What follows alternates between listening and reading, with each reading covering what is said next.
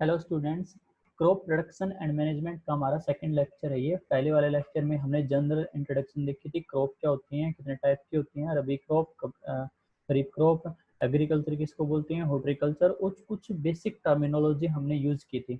आज जो हम डिस्कस करने जा रहे हैं वो हमारा है एग्रीकल्चर प्रैक्टिस है। एग्रीकल्चर प्रैक्टिस का मतलब होता है कि बिफोर ग्रोइंग क्रॉप, जब भी हम कोई भी फसल पैदा करते हैं, उगाते हैं खेत में, तो उसको उगाने से पहले हमें मिट्टी को प्रिपेयर करना होता है, सोइल को प्रिपेयर करना होता है, उसमें मैन्योर डालने होते हैं, खाद डालना होता है, इरिगेशन करनी होती है, वीडिंग करनी होती है, अनवांटेड प्लांट अगर हैं कोई उसको रिमूव करना होता है, हमारी क्रॉप को प्रोटेक्ट करना होता है इंसेक्ट से, रोडेंट से, कुतरने वाली चीज़ों से, चूहे से, जैसे अभी टिड्डी आई हुई हैं तो उनसे, इन सब चीज़ों से प्रोटेक्ट करना होता है। ठीक है। और फिर लास्ट में क्या करते हैं, हार्वेस्टिंग करते हैं, थ्रेसिंग करते हैं एंड विनोइंग। ठीक है, यानी कि जो फसल होती है उसको, जो भी प्लांट है, जो भी अनवांटेड चीजें उससे अलग करना, और जो मेन सीड होती है उसको अलग निकालना, और फिर लास्ट में करते हैं स्टोरेज, उसको पूरा साल भर के लिए हम स्टोर भी करते हैं। तो डिस्कस करते हैं, बहुत ही आसान चीज है and very important, very interesting. So agriculture practice क्या होते हैं, there are the different practice which are used, यानी कि बिफोर ग्रोइंग क्रॉप हमें डिफरेंट डिफरेंट काइंड की चीजें करनी पड़ती हैं, थिंग्स करनी पड़ती हैं। उनमें से क्या है, सबसे पहले preparation of the soil, soil को प्रिपेयर करना होता है। प्रिपरेशन ऑफ सोइल का मतलब होता है जो भी सोइल है हमारे खेत में उसको लेवलिंग करना। अगर उसमें बड़े बड़े लम्प्स प्रेजेंट हैं, बड़े बड़े हीप्स प्रेजेंट हैं, ठीक है, कहीं पर गड्ढे प्रेजेंट हैं, कहीं पर उबड़ खाबड़ जमीन है, तो उसकी लेवलिंग करना। लेवलिंग करने से इसके में क्या होता है, प्लगिंग करना। प्लगिंग और लेवलिंग से क्या होता है कि जो भी ह्यूमस वगैरह है वो ऊपर आ जाए, तो जो भी हम क्रॉप ग्रो करने वाले हैं, सीड ग्रो करने वाले हैं, उसको सफिशिएंट अमाउंट में एयर एंड वाटर मिल जाए, इसलिए प्लगिंग की जाती है। शोइंग, शोइंग का मतलब होता है जब जो भी सीड है हमारा, उसको हम हमारे सोइल में लगा दें। ठीक है ना, तो उसको ब्रॉडकास्टिंग से कर सकते हैं, हाथ से फेंक सकते हैं, या फिर ड्रिल मशीन से कर सकते हैं। थर्ड है adding manure and fertilizer. Manure क्या होते हैं, मैन्यूर होते हैं ऑर्गेनिक सब्सटेंस जो डेड प्लांट और डेड एनिमल से मिलते हैं या फिर काउडंग से मिलते हैं। और फर्टिलाइजर होते हैं जो मैन मेड चीजें होती हैं, फैक्ट्रीज वगैरह में प्रिपेयर किए जाते हैं। दोनों ही चीजें क्या होती हैं, दोनों ही चीजें मैन्योर और फर्टिलाइजर क्या प्रोवाइड करते हैं, सोइल को न्यूट्रिशन प्रोवाइड करते हैं। ठीक है। इरिगेशन, इरिगेशन का मतलब होता है सिंचाई। फसल है जो हमारी, कोई भी क्रॉप हो उसमें पानी देना। सो टाइम टू टाइम अगर वाटर सप्लाई करते हैं इन रेगुलर इंटरवल में और सफिशिएंट अमाउंट में, इसको क्या बोलते हैं, इरिगेशन से। वीडिंग, वीडिंग का मतलब होता है अनवांटेड प्लांट्स को क्रॉप में से रिमूव करना। कई बार क्या होता है, मेन क्रॉप के साथ कुछ अनवांटेड प्लांट्स उग जाते हैं, उनको रिमूव करने की प्रोसेस को क्या बोलते हैं, वीडिंग। प्रोटेक्शन ऑफ क्रॉप, हमारी क्रॉप को फिर प्रोटेक्ट करते हैं हम। प्रोटेक्शन का मतलब होता है उसको इंसेक्ट से बचाना। इंसेक्ट होते हैं छोटे छोटे कीट पतंगे। या फिर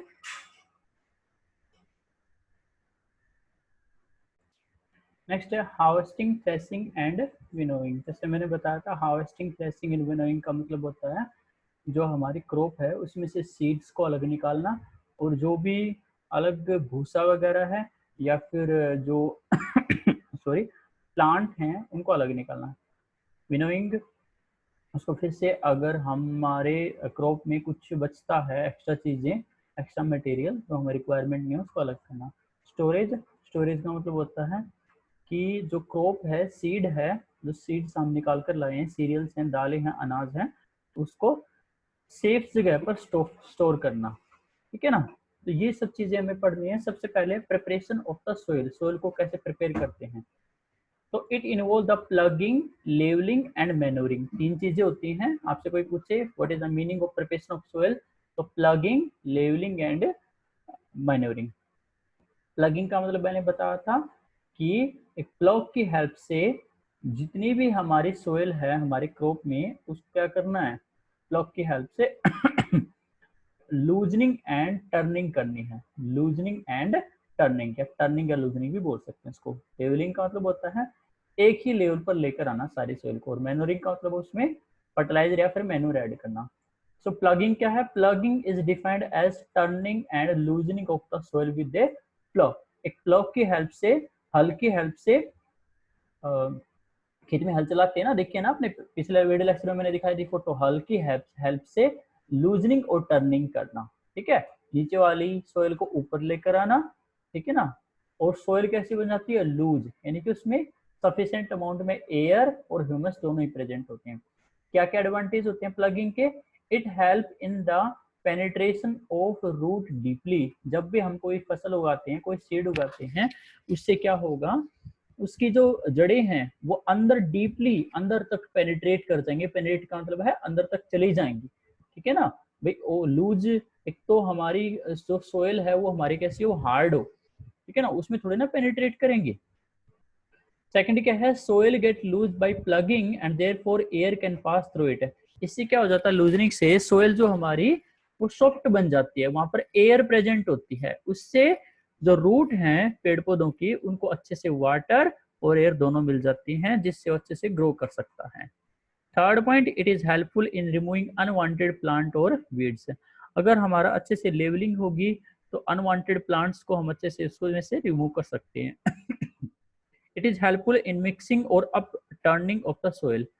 जो भी मिक्सिंग है सोइल की, जैसे मैनूर डाला हमने या और कोई चीजें पड़ी है वहां पर, तो उससे अच्छे से मिक्स हो जाती है। Fifth, it is helpful in destroying the harmful organisms है। कुछ अगर हार्मफुल ऑर्गेनिज्म जैसे चूहे वगैरह, रोडेंट हैं, कुतरने वाले जीव प्रेजेंट है, इंसेक्ट प्रेजेंट हैं, तो वो क्या हो जाते हैं, रिमूव हो जाते हैं। तो these are the advantages of ploughing. इसको नोट कर लेंगे आप। मैन्योरिंग, मैन्योरिंग का मतलब होता है it is defined as the mixing of the soil with manure, खाद डालना, ठीक है ना।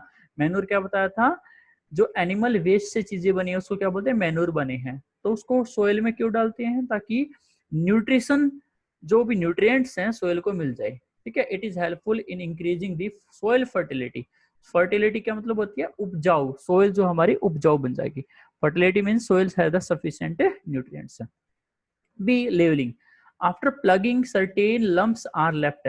सर्टेन लम्प्स है जिसको आप लोकल लैंग्वेज में डले बोलते हो, बड़े बड़े क्या होते हैं, लम्प्स बच जाते हैं। तो उसको तोड़ने के लिए, उसको लेवल में लाने के लिए क्या करना पड़ता है, हमें लेवलिंग करनी पड़ती है।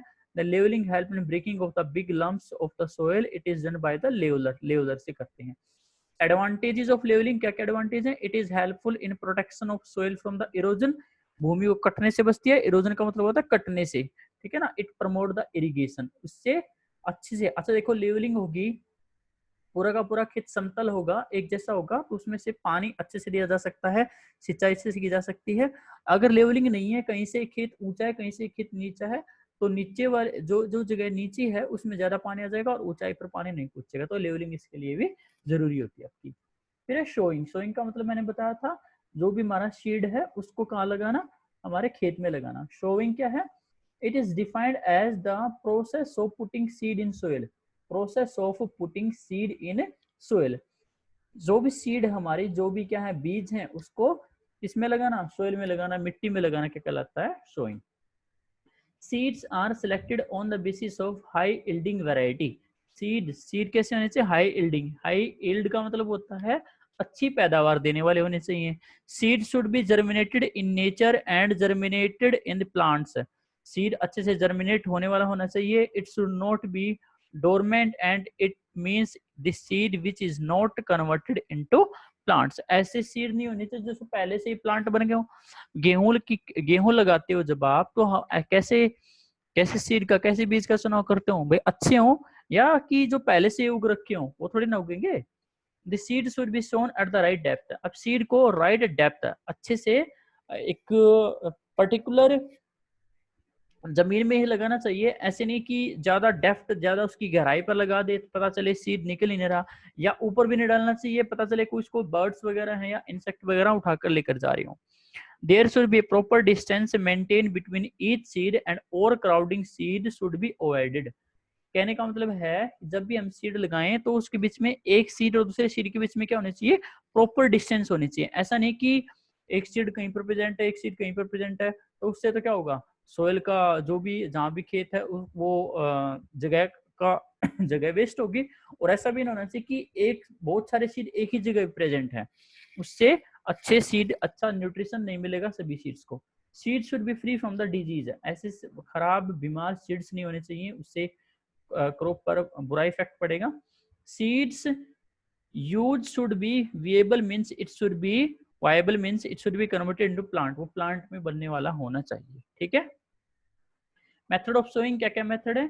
There are the different method of sowing which are examined. Broadcasting, broadcasting का मतलब होता है सीड अपने हाथ में उठाए और ऐसे बिखेर दिए, ठीक है ना। It is the method in which seed are sown manually, खुद इंसान बोता है, उगाता है। Disadvantage of this method is that it leads to the unequal distribution of the seed and thereby reduce the crop yield. इससे क्या नुकसान होता है? जैसे हम हाथ से ऐसे फेंकते हैं, कुछ जैसे गेहूं लगाते हैं या कुछ और लगाते हैं, उससे क्या होता है, एक जगह पर कहीं पर तो ज्यादा सीड पड़ जाते हैं और कहीं पर कम सीड पड़ जाते हैं तो अनइक्वल है, यानी कि इक्वल डिस्ट्रीब्यूशन नहीं होता। दूसरा मेथड है seed drill. In a seed drill an iron funnel, एक आयरन की फनल लगी होती है, is placed at the top, seed are put in the funnel and then released into the soil furrow। Soil furrow में, यानी कि funnel में से आप सीड डाल दोगे और वो कहाँ कहाँ पर लगाती जाएगी? सोयल में। Advantage of this method is that it save the time, बचता है और राइट डेप्थ पर, उचित गहराई पर लगते हैं। तीसरा मेथड ट्रांसप्लांटेशन। ट्रांसप्लांटेशन आप आजकल बहुत देखते हो, क्योंकि अभी कौन सी फसल लगाई जा रही है? पैडी, ठीक है। राइस की फसल क्या करते हैं, एक जगह पर पेड़ उगाते हैं, फिर उन पेड़ों को उखाड़ कर छोटे छोटे जो पेड़ हैं उनको खेत में लगाते हैं, तो उसको बोलते हैं transplantation. In this method seeds are sown first in nurseries, पहले नर्सरी बनाई जाती है, then seedlings are transfer to the main field, फिर इसको मेन फील्ड में ट्रांसफर करते हैं, पैडी। तो यहाँ पर देखो ये पहली फोटो है जो ये वाली, क्या है? ब्रॉडकास्टिंग है, हाथ में ले रखे इसने सीड, ऐसे ही फेंक रहा है। सेकंड भी ब्रॉडकास्टिंग है, अपने हाथ से रख रहा है। थर्ड क्या है? ये ट्रांसप्लांटिंग। ट्रांसप्लांटिंग मतलब है एक जगह नर्सरी से कहाँ पर लगाए हैं? ये मेन क्रॉप पे, तो खेत में लगाए हैं। और जो ये लास्ट हमारी, इसमें क्या है? Drill system. तो ये जो फनल होते हैं यहाँ पर, इसमें क्या होता है? बीज डालते हैं और फनल्स क्या है? जमीन में नीचे बीज को लगाते हैं, तो इसको बोलते हैं sowing. Manure and fertilizers. Manure and fertilizer का मतलब मैंने बताया था, मैनूर ऐड करना, खाद ऐड करना, फर्टिलाइजर जो भी हमारे मैनूर तो होते हैं जो आपके डेड प्लांट और डेड एनिमल्स या फिर काउडंग से मिले, और फर्टिलाइजर होते हैं जो मैन मेड फैक्ट्री में बनते हैं। तो दोनों का काम क्या है? They both play an important role in production of the healthy growth of the seeds, ठीक है ना। These are added to the soil to maintain the fertility of soil, की उपजाऊ शक्ति जो बनी रहे हमारी भूमि की, इसलिए उसमें क्या डालते हैं? Manure and fertiliser.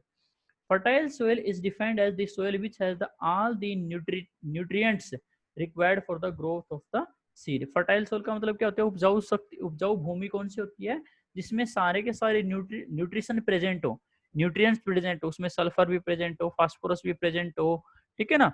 उसमें उचित अमाउंट में क्या प्रेजेंट हो? एयर भी हो, ह्यूमस भी हो, वाटर भी प्रेजेंट हो, ठीक है। जो भी क्रॉप उसमें लगाएं वो अच्छे से ग्रो कर जाए, तो उसको बोलते हैं फर्टाइल सोइल। और जिसमें ग्रो नहीं करें उसको बोलेंगे non fertile. Type of manure. Manure क्या होते हैं? फ्रॉम यार्ड, खेत से। It consist of the cattle dung, urine, ठीक है ना। तो इसमें जैसे काउ डंग होता है, कैटल डंग होता है, वो होता है compost. It is found by the decomposition of plant and animals. जब कोई डेड प्लांट और डेड एनिमल्स को धीरे धीरे डिकम्पोज होता है, धीरे धीरे वो खत्म होता है, तो वहां पर क्या बनता है? Compost. If decomposition can be done in the presence of earthworm, केचुए जो होते हैं वो डिकम्पोजिशन कर सकते हैं, ठीक है, उसको बोलते हैं vermi compost. If decomposition is done in the presence of bacteria, अगर बैक्टीरिया कंपोस्ट करते हैं उसको क्या बोलते हैं? बैक्टीरियल कंपोस्ट है। फिर ग्रीन मैन्योर। ग्रीन मैन्योर क्या होते हैं? It consist of the decompose leguminous plant like the sunn hemp. Leguminous plants are those plants whose root are have the several bacteria and this bacteria is helpful in nitrogen fixation. देखो green manure में क्या होता है, कुछ plants ऐसे होते हैं जिसकी जड़ों में कुछ बैक्टीरिया वगैरह मिलते हैं, ठीक है, जैसे जैसे रिजोबियम। तो वो क्या करते हैं? उनमें उचित अमाउंट में ह्यूमस वगैरह या नाइट्रोजन वगैरह या अदर न्यूट्रिएंट्स प्रेजेंट होते हैं और वो हमारे सोइल के लिए अच्छे होते हैं। Advantage of manure. मैनूर, खेत में मैनूर खाद डालने के क्या क्या फायदे हैं? पहला फायदा है it add nutrient to the soil, nutrition मिलता है सोइल को, न्यूट्रिशन मिलेगा तो सोइल को तो अच्छे से क्रॉप पैदा होगी। It add humus to the soil. Humus का मतलब होता है नमी, उचित मात्रा में नमी मिल जाती है। It improve the quality of the soil, उससे जो है सोइल जो फर्टाइल बन जाती है एक तरीके से। नेक्स्ट हमारा फर्टिलाइजर। फर्टिलाइजर क्या होते हैं? मैन मेड या फैक्ट्रीज में जो इनऑर्गेनिक सब्सटेंस बनते हैं उनको बोलते हैं fertilizer. These are the inorganic compounds which supply specific nutrients, for example NPK, nitrogen, phosphorus and potassium, ammonium sulphate, ammonium phosphate या फिर आपने डीएपी वगैरह सुना होगा।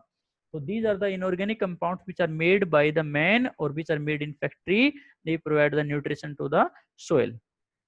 क्वेश्चन है what is the difference between the fertilizer and manure. इसको आप note कर लोगे अच्छे से। फर्टिलाइजर क्या है? Fertilizer is a organic substance. कैसा सब्सटेंस है ये? ऑर्गेनिक है, जो प्लांट्स और एनिमल्स से मिला हो। लेकिन सॉरी मैन्योर था इधर, और फर्टिलाइजर कैसे होते हैं? इनऑर्गेनिक है। मैन्योर किससे मिलते हैं? ऑर्गेनिक सब्सटेंस होता है डेड प्लांट और डेड एनिमल्स या फिर एनिमल वेस्ट से मिलते हैं ये। बट फर्टिलाइजर कैसे हैं? मैन मेड हैं, वो फैक्ट्री में प्रिपेयर किए जाते हैं, इनऑर्गेनिक सब्सटेंस है। Manure it provide all the essential nutrition to the soil. जितने भी सारे के सारे पोषक तत्व हैं सोइल को मिल जाते हैं। It provide all the required और द स्पेसिफिक न्यूट्रिशन। ये कुछ ही स्पेसिफिक न्यूट्रिशन प्रोवाइड करता है, ठीक है। जिस टाइप का हम डालेंगे, जैसे एनकेपी डाल दिया हमने, नाइट्रोजन जो पोटासियम फास्फोरस है तो वही प्रोवाइड करेगा, या NPK. It is it's action is slow, ये धीरे धीरे काम करता है। बट जो ये वाला है फर्टिलाइजर है वो क्या काम करता है? फास्टली काम करता है। Next, manure add humus to the soil. इससे सोइल को उचित अमाउंट में क्या मिलता है? ह्यूमस मिलता है, नमी मिलती है। बट फर्टिलाइजर में नमी नहीं मिलती सोइल को। Manure is required in very large number. अब अच्छा, लार्ज नंबर का मतलब होता है खेत में ज्यादा अमाउंट में डालना पड़ता है। लार्ज अमाउंट लिख लेना यहाँ पर, नंबर भी ठीक है, वैसे अमाउंट अच्छा रहेगा। बट उसमें जो फर्टिलाइजर होते हैं वो थोड़ा सा डालना पड़ता है। Manure take long period of the time to show its result. Manure में टाइम लगता है थोड़ा सा उसका रिजल्ट दिखाने में, बट फर्टिलाइजर क्या है? इंस्टेंट रिजल्ट दिखाता है, लेस टाइम लगता है। Manure is difficult to store and transport.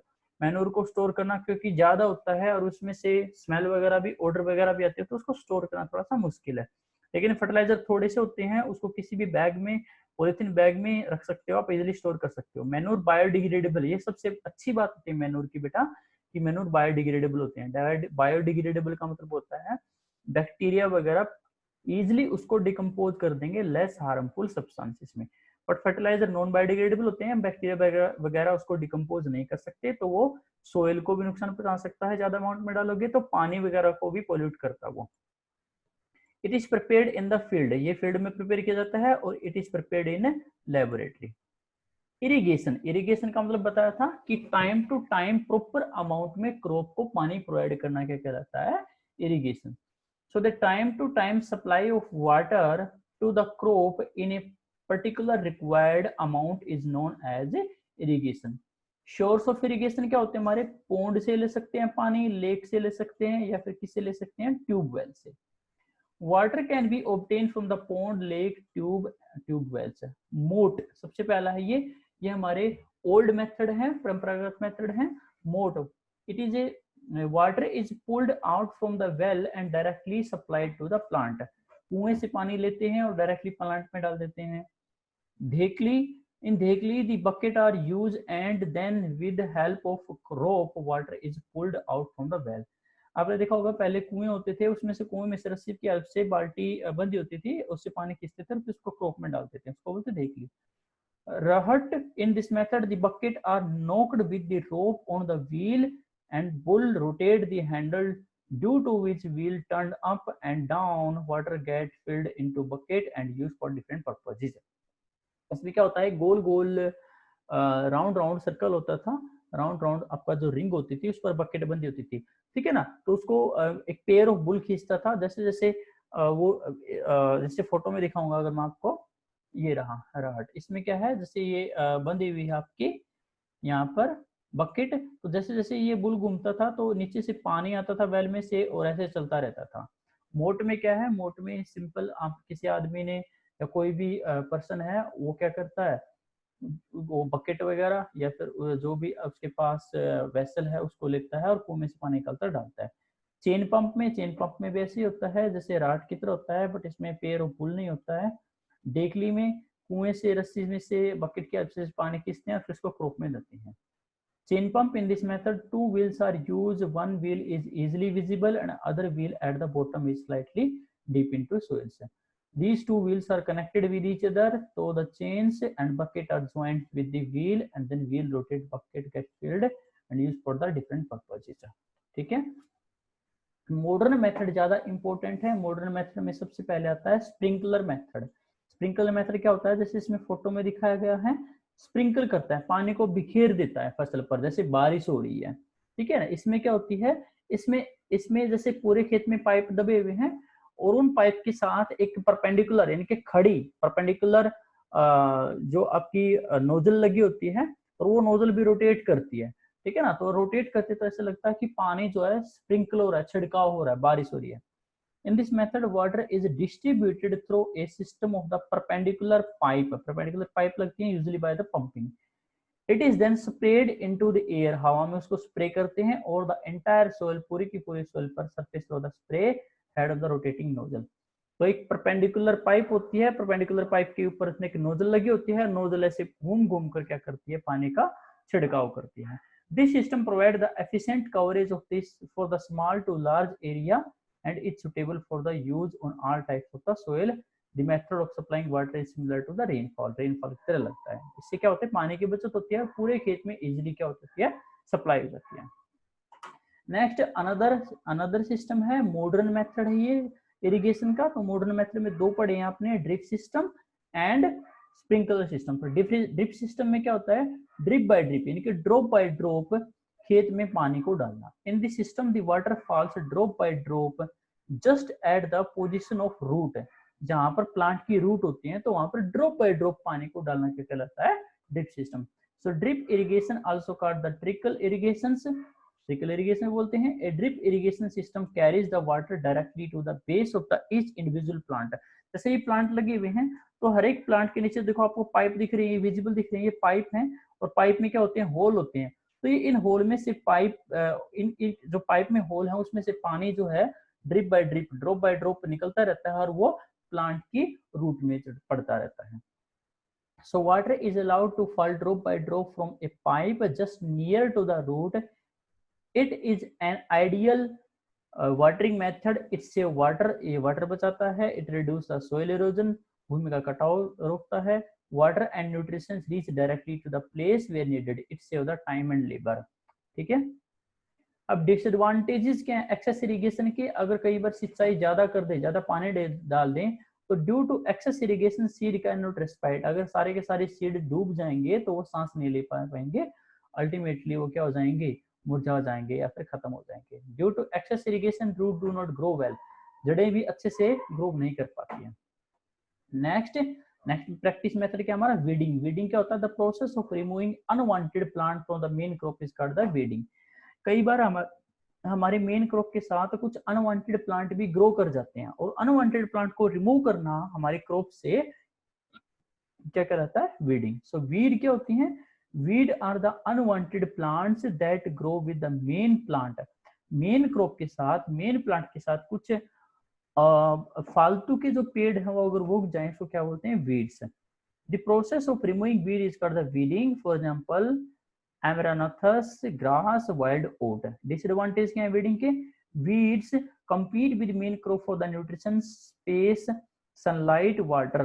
Due to weed main crop get affected. देखो अगर हमारी फसल में अनवांटेड प्लांट होंगे, कुछ भी खरपतवार चीजें होंगी, खरपतवार होंगी या फिर कुछ भी चीज होगी, तो उससे क्या होता है, सारी सोइल का न्यूट्रिशन तो वो ले लेंगे और हमारी क्रॉप के लिए क्या बचेगा, कुछ भी नहीं। तो हमारी क्रॉप कैसी होगी, अच्छी नहीं होगी, अच्छे से ग्रो नहीं कर पाएगी। ठीक है। मेथड ऑफ वीडिंग, वीडिंग कैसे कर सकते हैं, यानी कि जो प्लांट है अनवांटेड प्लांट उसको कैसे रिमूव कर सकते हैं। पहला मैनुअल वीडिंग, हाथ से कटाई करना। इन this method weeding is done by the hand. This process is the time consume. जैसे एक आदमी लगा हुआ है, हाथ में दराती हुई उठाई हुई उसने और हाथ से कटाई कर रहा है, इसमें टाइम ज्यादा लगता है। By using the chemicals, chemical का छिड़काव कर सकते हैं, उसको बोलते हैं वीडिसाइड्स। तो देखो ये लगा हुआ है weedicides, these are the chemicals that are used to kill weed. जो केमिकल्स वीड को किल करते हैं, सुखा दें उसको बोलते हैं वीडिसाइड। जैसे आपने सुना होगा बहुत बार 2,4-D। In this method we spray the chemicals, chemical spray करते हैं तो क्रॉप को नुकसान नहीं पहुंचाता है, केवल वीड को नुकसान पहुंचाता है। Next we have the protection of the crop. अब जैसे हमारी फसल प्रिपेयर हो गई है, अच्छे से उसमें वो खड़ी है, अच्छे से वो ग्रो भी कर रही है, लेकिन उसमें उसको फिर भी हमें प्रोटेक्ट करना पड़ता है। प्रोटेक्ट किस चीज से कर सकते हैं, पेस्ट से, इंसेक्ट से या रोडेंट से। ठीक है, कुछ जो जीव जंतु होते हैं जो फसल को नुकसान पहुंचा सकते हैं तो उसको प्रोटेक्शन करना। Crop are protected from the pest pest are the organism that damage crop है। तो पेस्ट कैसे ऑर्गेनिज्म है, कैसे जीव जंतु हैं जो क्रॉप को क्या करते हैं, डैमेज, नुकसान पहुंचाते हैं, जैसे इंसेक्ट, बैक्टीरिया या फिर कोई बीमारी। Pest affect crop in various way, जैसे क्या होता है, they lower the quality of the crop, जो क्वालिटी है क्रॉप की, सीड की, उसको घटा देते हैं, इल्ड घटा देते हैं, इल्ड का मतलब पैदावार, ठीक है। They bore inside the crop, pest are removed by the pesticide, से पेस्ट कैसे रिमूव करते हैं, पेस्टिसाइड यूज करते हैं। Pesticide are the chemical which kill the pest, जैसे DDT, BHC, ठीक है ना। तो यहाँ पर नीचे शो भी कर रखा था, एक व्यक्ति है जो मशीन लेकर क्या कर रहा है, केमिकल का स्प्रे कर रहा है, केमिकल का छिड़काव कर रहा है, या फिर वीड को हम ट्रैक्टर के हेल्प से रिमूव कर सकते हैं, और फिर अगेन वीडीसाइड यहाँ पर स्प्रे करता हुआ दिखाई दे रहा है, ठीक है। हार्वेस्टिंग, कटाई, कटाई करनी हमें फसल है। The process of cutting and gathering mature crop, जब फसल पक कर तैयार हो जाती है तो उसकी कटाई करते हैं हम और उसको गैदर करते हैं, ठीक है ना। Field with sickle is called the harvesting, sickle दराते से भी कर सकते हैं या फिर हम दूसरे मेथड में मशीन से भी कर सकते हैं। मेथड ऑफ हार्वेस्टिंग, क्या क्या मेथड है, the different method are harvesting use, threshing, it is the process of separating the grain from the hay, जो मेन जो सीड होती है उसको भूसे से अलग करना क्या कहलाता है, threshing. Winnowing, it is the process of separating the chaff from grain, chaff from grain, chaff क्या होता है, जो पेड़ होते हैं उसके जो पार्ट्स होते हैं, तो उसको मेन जो फसल है, मेन जो अनाज, उससे अलग करना। एंड लास्ट में क्या है, storage, if storage is not done in well maintain order, our crop get destroyed. देखो स्टोरेज का मतलब होता है जो भी हम फसल लेकर आए घर में उसको अच्छे से स्टोर करते हैं, सिलोस वगैरह में यूज करते हैं, उसमें केमिकल्स भी डालते हैं ताकि पेट्स वगैरह, इंसेक्ट वगैरह उसमें ना लगे। Method employed for storage, drawing, सबसे पहले क्या करते हैं, फसल को गीली नहीं होती है, गीली को स्टोर नहीं करते। आपने मम्मी पापा को देखा होगा, दादा दादी को देखा होगा, किसी भी गेहूं को या फिर जो अदर कोई फसल है उसको स्टोर करने से पहले क्या करते हैं, उसको सुखाते हैं। तो seed can be stored by drying, as by doing this moisture get remove, उससे क्या होगा, मॉइस्चर है जो नमी हट जाएगी। It prevent the growth of the micro organism, उसमें कीट हैं या फिर माइक्रो ऑर्गेनिज्म हैं वो उसमें पनपेंगे नहीं। मेंटेनिंग स्टोरेज कंटेनर, जैसे गनी बैग्स, अर्थन पोर्ट्स, मिट्टी के घड़े या silos, should not B use repeatedly, it's should be, नए होने चाहिए या उसको साफ करना चाहिए, होने चाहिए, उसमें क्रैक्स वगैरह नहीं होने चाहिए। Bye doing this micro organism will not grow and seed can be saved for the longer period of the time. इसकी वजह से क्या होता है, माइक्रो ऑर्गेनिजम्स में ग्रो नहीं करेंगे और हमारी फसल, हमारी जो भी क्रॉप है वो बची रहेगी, सीड है। केमिकल ट्रीटमेंट, गोडाउन्स में, जहाँ गोडाउन क्या होता है, जहाँ पर बहुत सारा क्रॉप को स्टोर किया जाता है, तो उसमें हम क्या कर सकते हैं, कुछ स्प्रे कर सकते हैं, फॉगिमेंट्स और फूमिगेंट्स, या फिर जो भी केमिकल्स वगैरह हैं जो माइक्रो ऑर्गेनिज्म को किल कर दें, ठीक है ना। उससे क्या हो जाती है, माइक्रो ऑर्गेनिज्म खत्म हो जाते हैं और क्रॉप जो है डिजीज से बची रहती है। Uses of improved storage structure, the storage structure that are air tight, store जहां पर भी हम मेन क्रॉप को, जो हमारा अनाज है उसको स्टोर करते हैं, वो कैसा होना चाहिए, एयर टाइट, हवा नहीं जानी चाहिए उसके अंदर। रेड फ्रूट, चूहे वगैरह उसके अंदर नहीं घुसने चाहिए। कैन मेंटेन स्टीडी टेम्परेचर, और टेम्परेचर बनाए रखना चाहिए, जैसे सिलोस है, सिलोस क्या होती है, लंबी लंबी टंकियां होती हैं, उसको बोलते हैं सिलोस है। एडवांटेज ऑफ स्टोरेज, स्टोरेज से क्या फायदे हैं, food does not gate spoiled, उससे हमारी जो अनाज है, दालें हैं, वो खराब नहीं होंगी। It is helpful in availability of fruits vegetable whole year, तो जैसे आप सभी घर में क्या करते हो, गेहूं को स्टोर करते हो, उससे क्या है, पूरा साल भर आपका गेहूं चलता रहता है। It is also useful in maintain the emergency stock like during the flood, अगर जैसे कोई इमरजेंसी आ जाए, जैसे कोरोना वायरस के चलते हुए स्टोर वगैरह बंद हो जाए, तो लेकिन हमारे घर में तो क्या होती है, क्रॉप स्टोर होते हैं, या फिर फ्लड आ जाए या फिर सूखा पड़ जाए, उससे क्या हमारे घर में क्रॉप है स्टोर होती है।